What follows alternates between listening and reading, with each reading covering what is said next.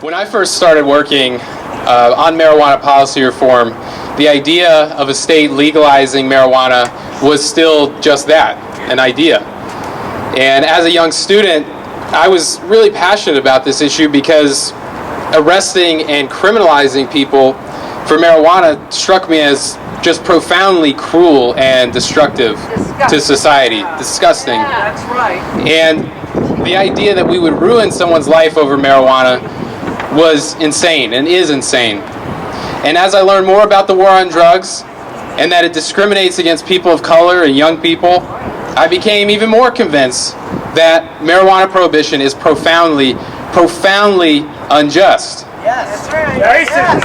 And I worry that the leadership in this building wants to maintain that policy. No way. Today, a system of legal marijuana is no longer just an idea. It's being implemented in 8 states, and it's working quite well. Governors of Washington, Colorado, Oregon are defending their laws publicly and touting their successes. And polls show now that public support for legalization is greater than it's ever been before. In fact, legalization is more popular than most politicians. It feels like we've reached a tipping point. But again, I worry that the leadership in this building wants to stand in the way, and that they don't want voters to know where their legislators stand. Although Rhode Island doesn't have a process for citizens to gather signatures and put something like this on the ballot, when I got started in this work, I thought the state legislature would come around as they saw other states moving forward, as they saw the polls continue to increase in support. I thought if we organize volunteers, if we got experts to testify and explain the harms of prohibition and the benefits of regulation, if we showed them the economic benefits, the social justice benefits, I thought that would convince the General Assembly that it was time to vote. But now I understand that the State House doesn't always work that way. The people that run this building don't always feel that they're accountable to the people of this state. Yesterday, the Speaker of the House said that there won't be a vote on the legalization bill this year because he doesn't think there's enough support. Look at the polls. What is he thinking? 25 co-sponsors in the House.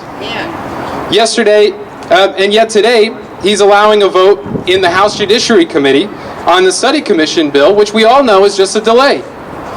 The Study Committee is stacked with opponents against legalization, people like the Attorney General.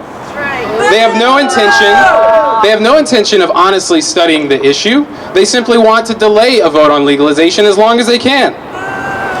So why is the Speaker allowing legislators in the House to vote on a Study Commission bill, but not the actual legalization bill? Why is he alone picking and choosing which legislation the General Assembly votes on? Why not also allow the legalization bill to go to a vote on the floor as well?